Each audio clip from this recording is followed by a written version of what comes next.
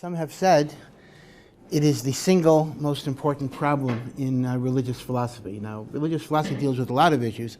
How do you know there's God? How do you know there's Torah? But let's say a person believes in God, a person believes in Torah. I have no problem with that.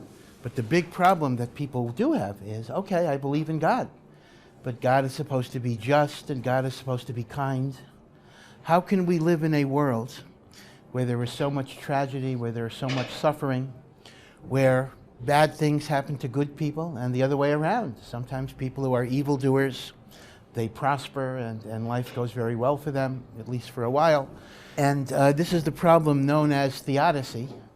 Why do bad things happen to good people? Why do good things happen to bad people? And the like. Now, it is true that in the totality of Jewish theology, perhaps there are simple, relatively simple answers that one can talk about. There is, after all, a concept of a world to come. So even if in this world things are bad, but in the world to come there's going to be reward. Conversely, there's also a concept of reincarnation. Now, this was developed, those of you that were in Tzfat, this was developed by the Kabbalists. It's not necessarily certainly not in the Torah, it's not even in the Talmud, but there is an idea similar to Buddhism that basically says sometimes you suffer in this world because of the sins that you committed in your past life, for which you need an atonement and the like. So we either could focus on the world to come, or we could focus on reincarnation and past lives as part of a partial answer. But still, it is a very, very perplexing and a very, very difficult issue. Now, the first thing to know is that this was not an issue that only bothers modern man. In fact, Moses himself questioned the Almighty. If you remember in the book of Exodus, in one of the verses, Moses says to God, "Show me your ways." And the interpretation is he wanted to understand, why do righteous people suffer? And why do evildoers prosper? And the interesting thing is, he asks God that question, and God doesn't answer it. God simply says, I will be gracious to whom I choose to be gracious. I will be merciful to whom I choose to be merciful. In other words, you're asking me a question, I'm not going to answer it. This is the way it is. That's pretty frustrating. Moses is all the way up there with God. And in fact, this is the meaning of the Talmudic interpretation. There are 50 levels of understanding God, and Moses reached 49. The 50th level is exactly this particular question. There is an entire book of the Bible, not the Torah, but in the Bible, that is devoted to this theme of the suffering of the righteous. And that book is, of course, the Book of Job. So I want to talk a little bit about the Book of Job. It's a beautiful, magnificent literary structure. And Job is described as a man. By the way, he is not identified as Jewish. And many commentaries assert he was not Jewish. In fact, some commentaries assert he was just fictional. And the reason is because what Job is describing is not a particular problem of the Jewish people. It is a human problem. And Job, in some ways, is every man, capital E. And that is why he is not described as Jewish. He is not described as keeping the mitzvot. He is described as God-fearing. So what is the storyline of Job? So the storyline of Job is there's this righteous man called Job who is perfect in his faith. He fears the Almighty. He gives charity. He tries to do everything that he can do. And he's living a good life. He's wealthy. He has a large family, he's well respected, he's admired, he's a paragon of virtue and a foundation of his community. Now, we then switch the scene, imagine this dramatically, we then switch the scene to heaven, and Job is not aware of this, we're aware of it. And God is holding a heavenly court surrounded by angels, as if God is the chief justice and there's this heavenly council of angels. And God says to the angels, have you ever seen such a righteous person as Iyov, as Job? Isn't he the greatest you've ever seen? So there is one dissenting voice, and that dissenting voice is called Satan. This is very interesting. In the Christian tradition, Satan is a fallen angel, meaning he's an angel that got kicked out of heaven because he rebelled against God, and he became almost God's rival, whether it's the Antichrist or whatever it would be. In the Jewish tradition, first of all, I want to point out two things about Satan. Satan first appears in the book of Job. Satan is Satan. Number one, Satan is actually not a name, it is a function. He is called Ha-Satan, the Satan. And what is his function? It simply means the prosecutor. He is not a fallen angel. He's up there in the heavenly court. And he is literally what we would call the devil's advocate. When God says, oh, this person deserves goodness and blessing. So the Satan is the district attorney that is supposed to point out the negatives. So Satan is a respected, not person, but a respected entity, meaning he's part of the heavenly judicial process, whatever that means exactly. And the Satan speaks up to God and says, hey God, Job isn't as righteous as you're making him out to be. Of course he serves you, because he gets a lot out of it. He's wealthy, he's respected, he has kids. Yeah, so of course he serves you. But start taking the stuff away from him, and we'll see how righteous he is. So, as you're reading this, you get the impression, very, very odd literary conceit, that God and the Satan are engaged in a gambling bet, a wager. I bet you, God, if you start taking away stuff, Job is going to rebel against you. And God says, I accept the bet. It's kind of outrageous. And immediately, now Job has no idea that there was a bet made about him. And God gives the Satan permission to start taking things away from Job. Now, but he gave him one condition. He said, don't kill him. Reason is very simple. The experiment cannot be successful if the subject dies. The experiment is designed to see how much bad stuff can I do to him before he rebels against me. But if you kill him, what do they say? The experiment was successful, but the patient died. It's not going to work. So he gave Job one instruction. Do what you want to him, but don't kill him. However, our sages add two other things. That besides Job's life, there were two other things that he was spared. He was spared the loss of his wife. His wife was not killed, because that is equivalent, losing one's wife is equivalent to death. And God also spares Job's friends, because a life without friends is tantamount to death.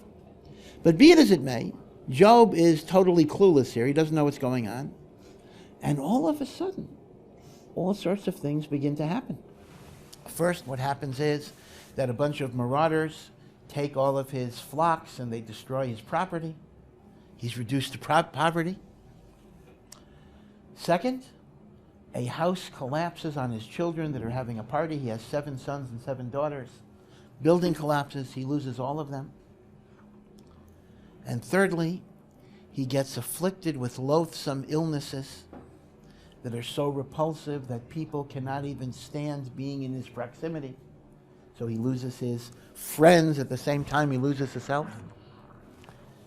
Right? He loses everything. And Mrs. Job has a very brief walk-on appearance. She only utters one line. She says to her husband, why don't you just curse God so he'll strike you with lightning and take you out of your misery?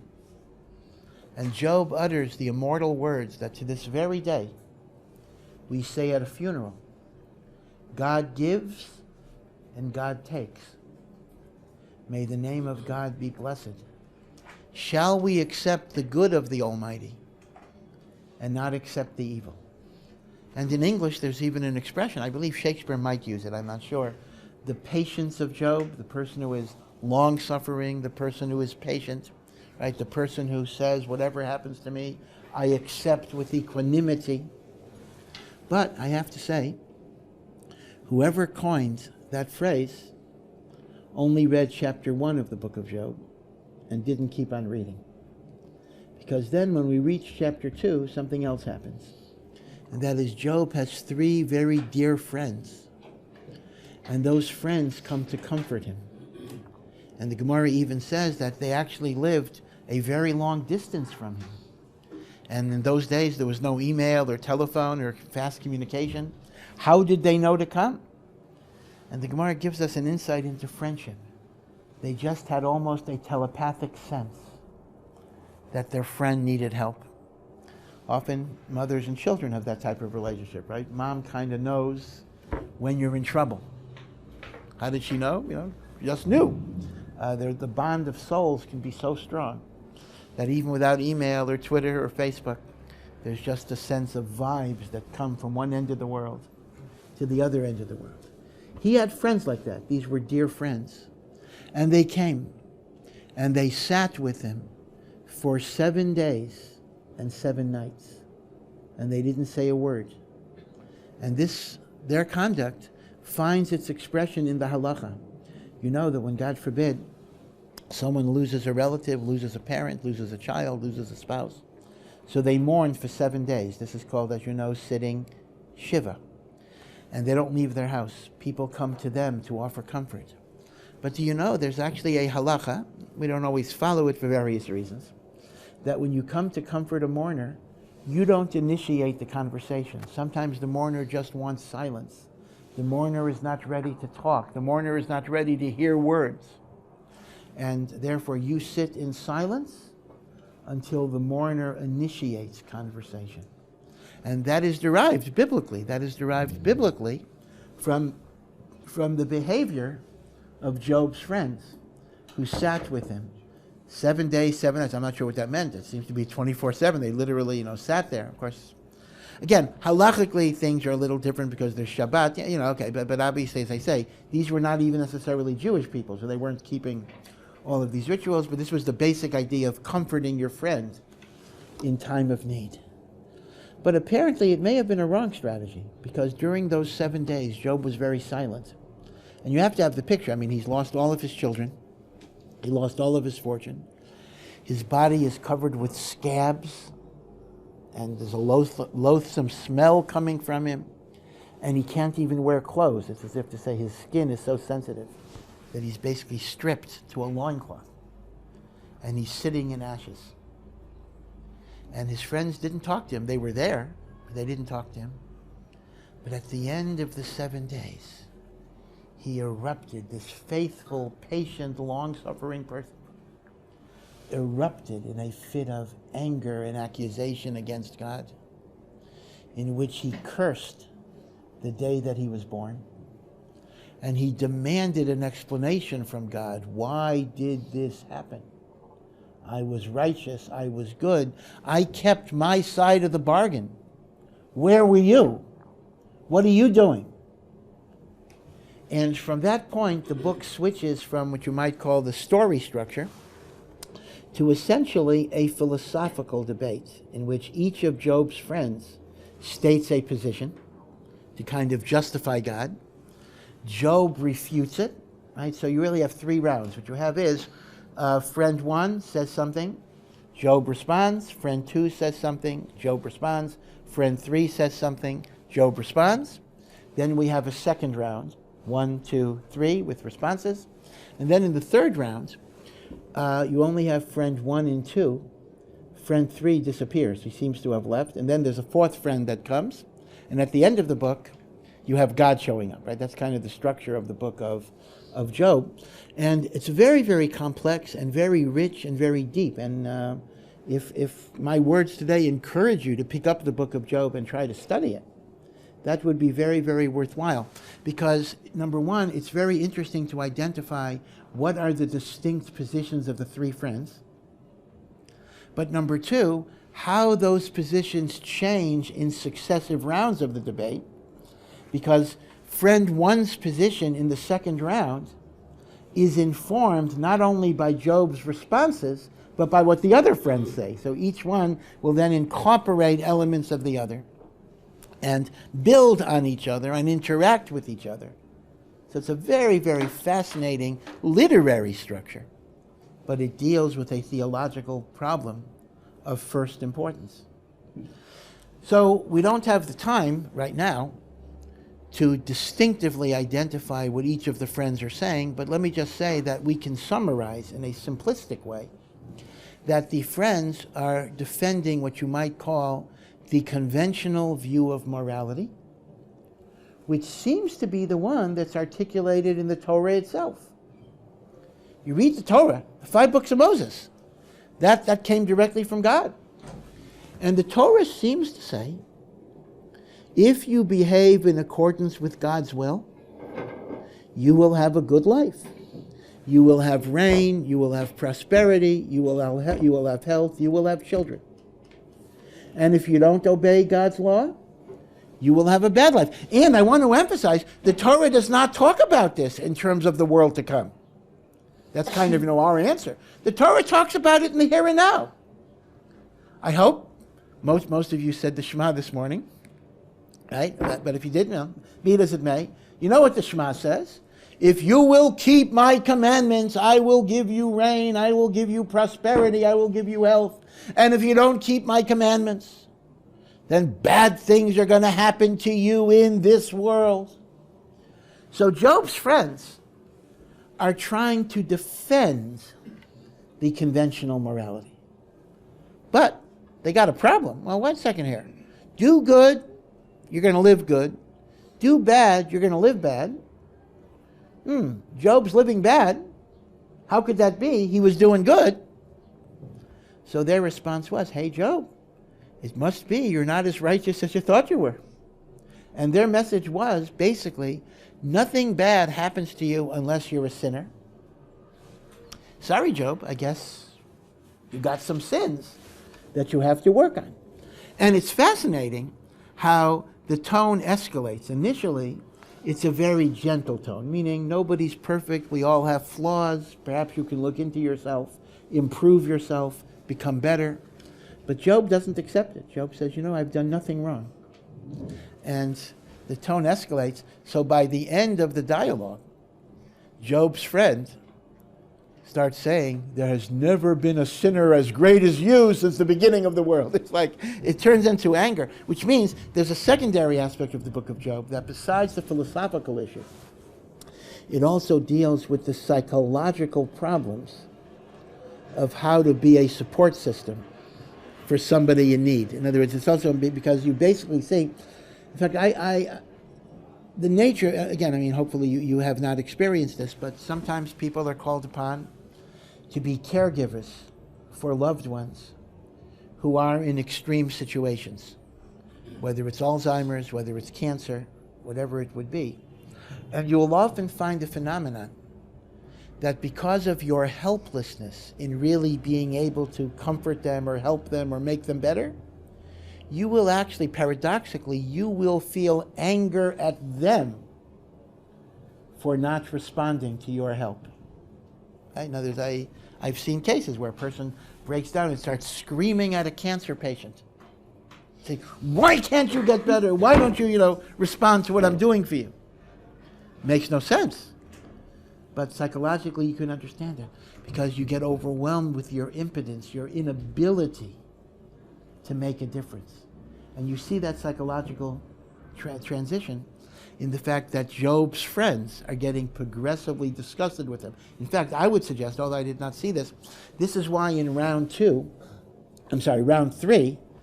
you recall I mentioned only friends 1 and 2 are there. Friend 3 is not even there.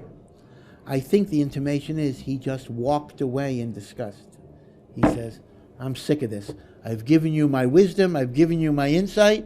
You're not taking advantage of it. To hell with you. Suffer. This is what can happen. So, I'm going to call this the conventional morality. And it doesn't mean that's because it's not true. It's in the Torah, but we'll discuss this. And they're making the argument that if God is a compassionate God and God is a just God, He would not allow bad things to happen to people unless they deserved it. So if bad things happen, even though it looks like you don't deserve it, you apparently do deserve it. So do tshuva, repent, become a better person, and the like. By the way, there is a certain comforting aspect in the conventional morality because it's a way to immunize ourselves. In other words, I look at a person that's suffering. If I can say, he's suffering because the bus turned over because the kids weren't keeping Shabbos, or this happened, or AIDS happened because this person was a homosexual, that kind of allows me to separate them from me, and that allows me to go through life without this horror of something bad happening. This is why there is a human tendency sometimes to try to identify some blame that somebody has, because then I can kind of take myself out of that predicament. Otherwise, life is very horrifying and terrifying. If any moment things could happen. So we'll call this the conventional morality. And this seems to be the morality structure that's in the Torah itself. And yet, Job refuses to accept it, because Job says, I've done nothing wrong. I have been righteous. I've looked into my deeds. They are not wanting. And this argument goes on, and as I say, there are nuances that we're not touching upon between what the first friend says and what the second friend says and what the third friend says, and they also modify their positions in the course of the debate. But, as I say, our focus today is the forest, not the trees, and this is the basic idea. Okay. And Job keeps on saying to his friends, you guys are windbags, that's the actual word that he uses. You guys don't know what you're talking about. I want to hear from God why this is happening. Well, you know the old saying, be careful for what you pray for, because you might get it. And at the end of the book, again, a very dramatic scene, all of a sudden there's a whirlwind, a tornado, very ominous. And the voice of God says to Job, I'm here. Would you like to ask me some questions? And Job really doesn't ask anything at that point. God knows what the questions are. And God proceeds to show him the equivalent of a National Geographic special on the wonders of nature. In fact, those of you that are nature lovers, the last few chapters of the book of Job are one of the most outstanding and beautiful portrayals of the wonders of the universe that is found in the Bible. He shows Job the stars and the planets, the constellations, the mountains, the valleys, the ice of the polar areas, and the magnificent emptiness of the deserts. He shows him the diversity of animal life, the hippopotamus and the elephant and huge animals. And each time there's a bit of a mocking tone. He says to Job, pretty good, Job, huh? Could you do better? Could you do this? Could you do this? He talks about different phenomena such as mountain goats. Mountain goats are always skipping around these sharp peaks. And when they have to give birth in exactly the position where the baby doesn't fall down the mountain, and everything has to be timed, very much exactly. And every time he says to Job, hey, pretty good, huh? Pretty good, pretty good, pretty good. Could you do better? He seems to be mocking Job, again, superficially. He seems to be bullying Job into submission. And yet, at the end of the book, Job responds with only two words. One word actually. Nichamti. Now I'm saying it in Hebrew because nichamti actually has two translations, and each translation is actually somewhat interesting. Nichamti means I have been comforted. God, you have comforted me. Oh yeah, I forgot one thing. The one thing that God said to him was, Job, he gave him good news and bad news. Job, your friends are wrong and you're right. You don't deserve any of this. That's the good news. The bad news is, if I don't deserve any of this, why is it happening? In a way, if you were to tell me I deserved it, at least it would make sense to me. I'd have some answer. So God, at the same time that he validates Job's position, makes the problem a much greater problem. And that's when he shows him the National Geographic travelogue. And Job's response is nichamti. So nichamti either means I am comforted, nachama, or nichamti means I regret my words. I regret what I said. I was wrong. And the big question that one has to ponder is, what was God's answer? Job has a very legitimate question, and God acknowledged it's a legitimate question. Job said, a righteous, merciful, compassionate, and just God is not going to cause bad things to happen to people who don't deserve it. Why did this happen to me? The friend's answer was, you must have deserved it. That's the friend's answer. God says, friends are wrong, Job. You don't deserve it. So why? God shows him the wonders of nature. How is that an answer? And if it is, and Job seems to say it is an answer, because Job says, I am comforted. And then the book kind of goes into a happy ending, that Job, he lost 7 children, God gives him back 14 children, and Job even lives not the proverbial 120 years, he lives 140 years, as if to say, there's like frosting on the cake there. What's going on? Well, this is a deliberately obscure book, because this is the message of life, and one can think about this, and you can ponder this, and you can cogitate and come up with your own understandings. But let me just mention 3 overlapping understandings of what God is doing. The first, which I'll mention quite quickly, is not accepted by the Jewish tradition, but in the interest of honesty, I will tell you that some biblical commentators, modern biblical commentators, utilize it.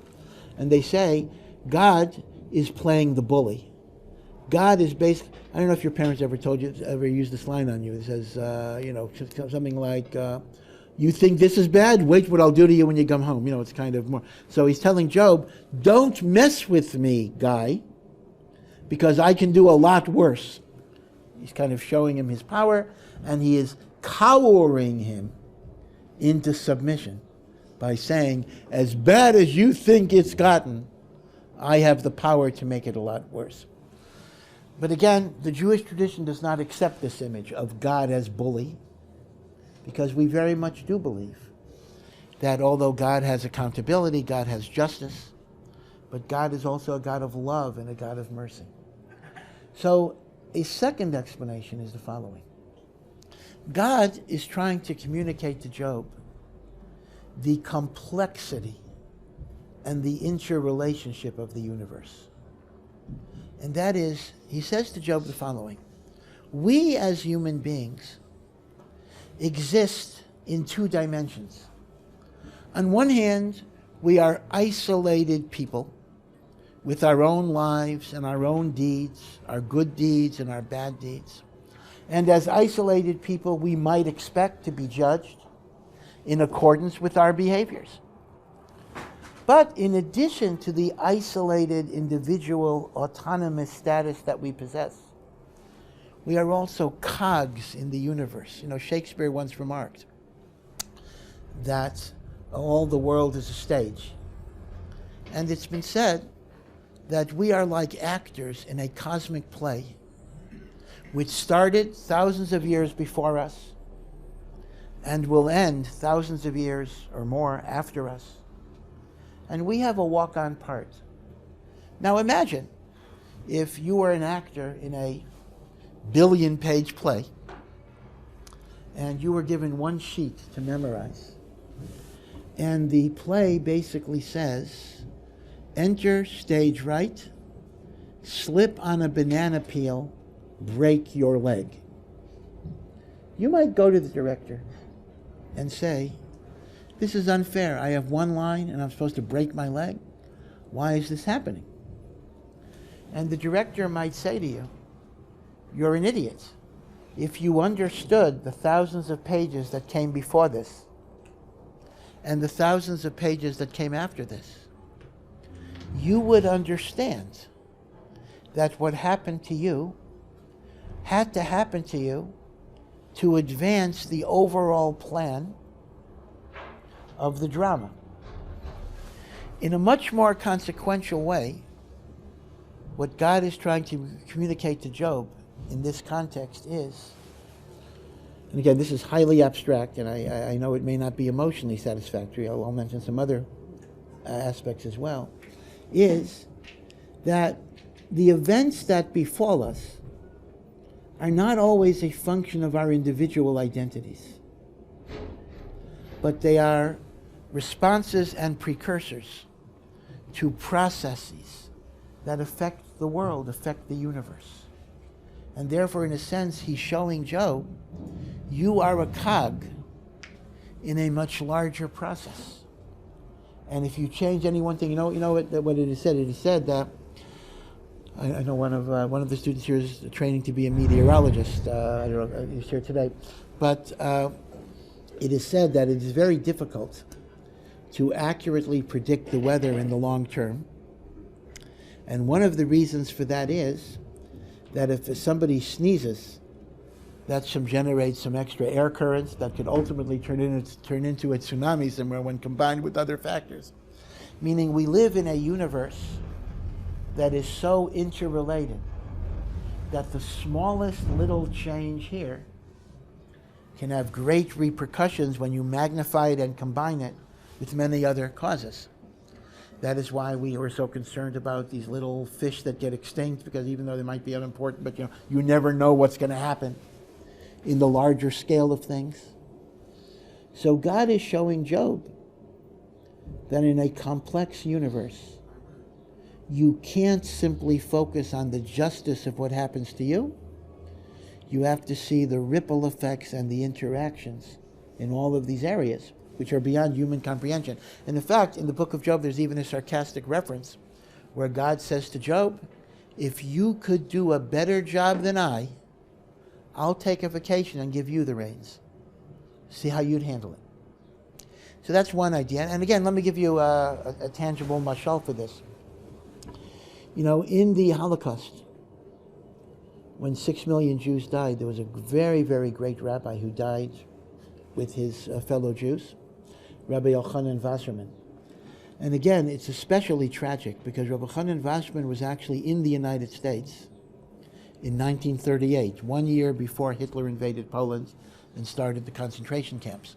As you know, although Hitler was from Germany, obviously, but the bulk of the concentration camps were not in Germany. The Germans didn't want to sully their land. The bulk of the concentration camps were in Poland, and the Poles were quite cooperative in assisting the Germans in doing their work. So really, although Hitler became Chancellor of Germany in 1933, the death camps began in earnest 39. So it's 39 to 45 were the years of the death camps. And Rabbi Yochanan Wasserman was in 1938, and it was already fairly known that Hitler would invade Poland at some point. And he was given the opportunity to stay in the United States. He could have stayed here, but he decided to go back to put his fate with his students and the Jewish community. So it's very sad. There's one photograph I remember seeing of Rabbi Yochanan on the ship back to Poland, where he must have known he was going towards his death.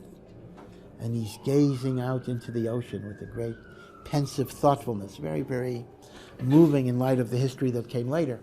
But Rabbi Yochanan Wasserman did die a martyr's death in Lithuania. But there was one or two survivors who actually recounted his final message to the group. He actually gave the people a message of hope before they were led to their death. And he said, we don't understand why God is doing this, but he gave the following mashal. Mashal is a parable. He says there was a little boy who wanted to understand how we get bread. So his parents take him out to a very lush green pasture full of grass and bushes and the like shrubs. And the child says, this is so pretty.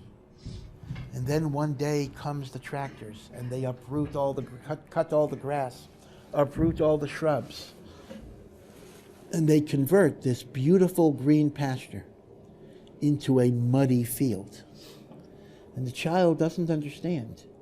Why did you destroy the beauty that was here? But they seeded it, and a few months later, there are beautiful gold stalks of wheat that are growing. The child says, now I understand. You destroyed the grass so there would be wheat. But then comes the harvesters. And once again, they destroy the field. The child doesn't understand. This was so beautiful, golden brown. Now you've destroyed it. But what happens is they thresh the wheat and they have a pile of seeds, kernels. Now the child says, I understand. But then the kernels are ground into a colorless, tasteless powder, flour. Child doesn't understand. But you get the idea. Then eventually it's made into bread, etc. Meaning Rabbi Yochanan says, every stage of destruction can ultimately lead to a higher divine purpose. And we don't understand, couldn't have there been, well, for example, some people say, I'm just throwing this out, that the Holocaust was the reason why there was a state of Israel. That why did the United Nations, which we know is pretty anti-Semitic, the United Nations is no lover of Jews. It never was, and it's certainly not today. Why in 1948 was there almost a unanimous vote that there ought to be a Jewish state? Of course, it was God's doing, but historically, it was very much connected to the Holocaust. There was a brief window in time in which the world either felt guilty or they felt compassion for a nation that suffered so much. Without the Holocaust, there would not have been a state of Israel. Now, I am not at all suggesting this is an answer to the moral dilemma why there was a Holocaust, because one might say with a certain amount of correctness that the deaths of 1.5 million children, do not, in other words, a state of Israel does not justify the deaths of 1.5 million children, meaning to say, so don't have a state of Israel and don't have a Holocaust. I'm not suggesting an answer. All I'm suggesting is that in the universe as we see it, the good and the bad are intertwined, and there are causal associations. And that is the message that God is communicating to Job, and that is, don't just look at yourself. What happens to you is necessary for the overall plan that God has for the universe. So that's a second interpretation of what God is trying to show Job. But there's a third interpretation, which is actually not an interpretation at all. Number one, Job has a question, meaning, if I'm righteous, why is this happening? The friends are offering an answer. You must not be righteous. Job rejects that. And God says Job is right. But that makes Job's question much more stronger. God is telling him, they didn't give you an answer. Good question. So what is God's answer? So some have suggested God is actually not answering the question at all. God is telling Job, I'm not going to answer the question. I just want you to know that I'm here. I want you to know that I'm with you.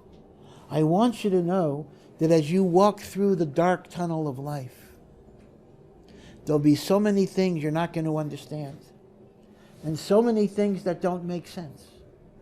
But I'm not here to intellectually give you an explanation. I'm here so you will feel the reality of my presence. And that in your suffering you're not alone. And I will be here to give you strength. I will be here to give you hope. I will be here to give you resilience. And that's going to be enough. In other words, Job was looking for an answer, but he found God. And God didn't give him an answer, but God took away the question. And that could be what the author is trying to convey to you. That in life there are going to be mysteries. In life there are going to be unanswered questions. And it's fascinating. I want to give you a little snippet of information. Do you remember at the beginning of the talk I mentioned that Moses actually asked God this very question? Why do bad things happen? And God basically said, none of your business. I'll be merciful to whom I decide. Now, there is one view in the Gemara, that the author of the Book of Job, that there was never such a person as Job. Job is a fictional character. And the author of the Book of Job was none other than Moses. Moses took a turn as a novelist after he got the Torah. And the way, in my own mind, I reconstruct this is, Moses wanted an answer from direct divine revelation. He didn't get it. So he wrote a philosophical novel to try to explore the matter philosophically through different protagonists. Because there is a view in the Gemara, this is not just a modern view, that Job is a fictional work. But at the end, he comes out in the very place that he started off with. I don't have an answer, but I know there's God. It's a funny thing. In other words, God gave him the response all the way at the beginning. But he was looking for something more logical. And he came out that, it's no better than the answer that he was given. And this is a very important idea in life. Imagine, you might remember, when you were a young child, right? And daddy or mommy, probably daddy, was driving the car late at night. And a person has a sense of security, that there's someone that loves them, someone that takes care of them. Once you learn to be a driver, I know myself now, it's very hard for me to sit when someone else is driving because I'm a very nervous driver. Put on the brake or don't go so fast, But before you knew anything about how to drive a car, you kind of just put yourself totally in someone's trust. The book of Job ultimately is not about answers. The book of Job is ultimately about trusting that there are reasons, trusting there are purposes, and trusting that your relationship to God can exist even when times are difficult, because even if God doesn't answer, if I could quote hardly a religious source, Mick Jagger, forgive me for mentioning him in the synagogue here, you can't always get what you want, but you get what you need. That is a great line. That really is a great line.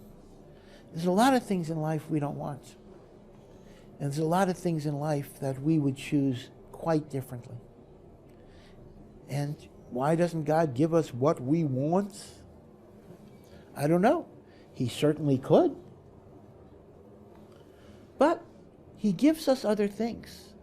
He gives us the ability to cope. He gives us the ability to grow. He gives us the ability to become a better person through the difficulties that we go through. And that's also a gift.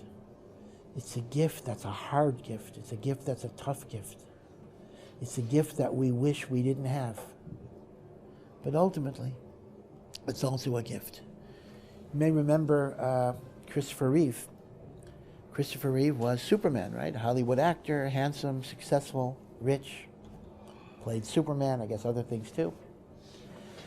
And then he had a horrible riding accident, which left him paralyzed. And he was so helpless. He wanted to commit suicide. But he was so helpless, he couldn't even kill himself. He was paralyzed. He was in breathing tube, respirator. He couldn't even make the decision to take his own life. So he had a wife who since then has also passed away from cancer. And she said, if you want me to kill you, I will do it. But we have to spend the night talking about it first. And she talked him out of it. She spent the night with him. And she convinced him that his life still had value. His life still had purpose. He could be an inspiration to people.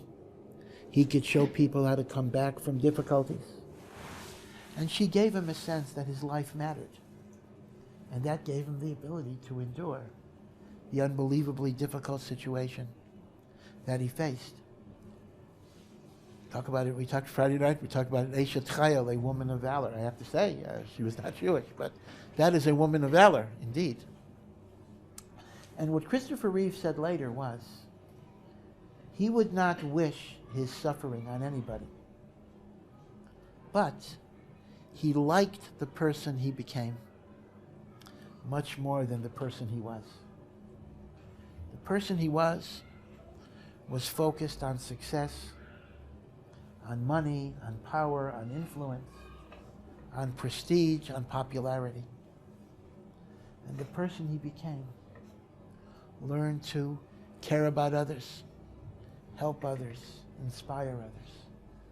He says he likes the person he is now more than the person that he was. Is there an easier way? Why couldn't God just make us loving, good people without this? Okay. I don't know. But there's a process. Let me tell you another story. Leon Fleischer. Now, Leon Fleischer happens to be Jewish, but not observant. And anyone knows who Leon Fleischer is? If you're a musician, you would know. Leon Fleischer I'm not sure if I think he's still alive. He might be retired by now. Was one of the greatest classical pianists in the world. Really a great, great classical pianist. And in the 1970s or early 1980s, because he was obsessive in practicing, he would practice hours and hours a day. I knew some of his students. He began to suffer repetitive stress injuries in which his right hand got closed. He was not able to open and manipulate his fingers, at least with the skill that he needed as a pianist. So he had to give up his career. And for a person of that nature, he wanted to commit suicide because his life had no meaning. For a while, he was doing left-handed pieces. I think there are 5 or 6 in the classical repertoire of piano pieces written for a left-handed pianist or whatever, so he could do some of that stuff, but not too many. And he tried treatments all over the world, surgery and cortisone and all sorts of things to try to regain the use of his right hand. And he could not. And to him, this was death. How could he live without his music? And he wanted to commit suicide. He wanted to kill himself. But eventually he came together. And he developed the idea that if he could not be the performer, he could be the teacher. He could instruct people how to do it. He could show them techniques. He could kind of live through them. And he switched careers. He became, as opposed to one of the great performing artists in the classical world, he became perhaps the most prominent teacher of classical performers. And he had many, many proteges who went on to have very, very successful careers. And great, great teacher, wonderful teacher. Well, what happened around 5 years ago, maybe more now, is that there was some technique, deep tissue massage, that was being developed in Japan. And his wife read about it. And she said to him, "Gee, Leon, why don't we go to Japan, try this out?" He didn't want to do it. He said, I went through this already. I went through so many treatments. They all failed. I have adjusted to this new part of my life. I love teaching. How can I allow my hope to get up again? What's going to happen if I get disappointed? What's going to happen? I can't even go there. He didn't want to do it. She convinced him. He had deep tissue massage. Miraculously, after 25 years of not being able to play, he regained his proficiency in the use of his right hand. And because he had been teaching all those years, his skills had not atrophied that much. And he began to play again. Now, that's a nice story, but why am I telling you this? What's the spiritual message? Listen to what he said. He said a remarkable thing. He said that when I was a performer, my life was all about me. I got the glory. I got the applause. God did not want me to be egotistical and selfish. God wanted me to learn to care about others. So he took away my talent. He took away my ability. He forced me to concentrate on other people getting the applause and other people getting the accolades. And I did this. And I eventually came to a place where their success was as sweet to me as my success. Their glory was my glory. Their joy was my joy. And when God saw that I had learned that lesson, he gave me back my ability. Now, I well understand that not all stories have this neat arc of even 25 years. After all, in the Holocaust, 6 million people died. They died. They didn't rebuild their lives in any way. And no one is going to say that there's any complete explanation. I'm going to have to continue this next time as well, because there's a few more things I want to say. But it does indicate that difficulties and suffering in life are vehicles of self-transformation. And this is an important lesson, even in what you might call the minor frustrations of life. Obviously, illness, death, these are biggies. But there's all sorts of things that fall short of that can still be very significant. You didn't make the basketball team in middle school. You're sad. You didn't get into the med school you wanted to get into, or any medical school. And you have a choice. I can be bitter, resentful, cynical, or I can look at life with hope and optimism and resilience, and can take my disappointments as vehicles of transformation, becoming a different person, becoming a greater person, learning from my disappointments in life to feel the pain of others. And in that sense, you can get a glimpse into what God was trying to do with all of this. The classic book, by the way, in fact, I'm basically articulating the thesis of Viktor Frankl, Man's Search for Meaning. Viktor Frankl, again, not a religious Jew, but he was spiritually very sensitive and intuitive, was a psychoanalyst who was in the concentration camps. And he developed the idea out of his own experience. It would be pretentious for me to say it, but because I was not in the camps, but he was there. And he said, we have very little freedom over what happens in our lives. Things happen. But the one freedom that we have, that is our unconditional freedom, is how we choose to respond to what happens to us.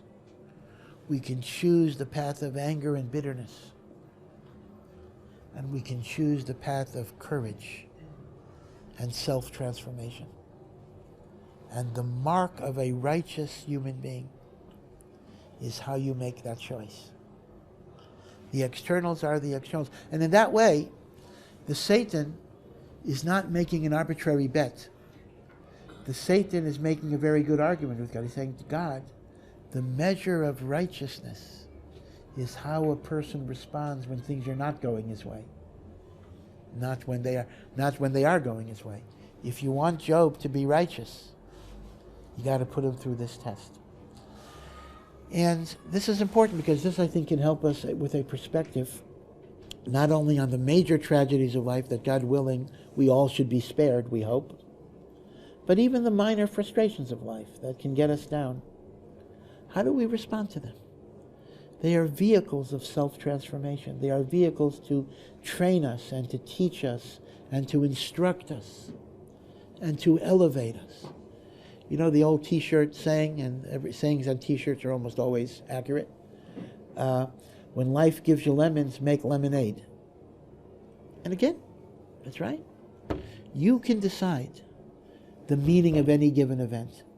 Events happen, but events don't have meaning until they're processed and integrated into your life. And you decide what the meaning of any given event is going to be. So again, this is really such an important topic that I'm going to continue a little bit next time, although we'll also have a question and answer period as well. But think about this. Pick up Viktor Frankl's book. It is really a masterpiece of the human spirit. And that's something that everybody, Jew and non-Jew, needs to be aware of. And also go to the Book of Job itself, and you'll see some, Baruch Hashem, that's part of our Bible. And you'll see the magnificent, although complex and perplexing treatments of this very, very issue. Okay? We'll see you, I guess, tomorrow. Okay, take care.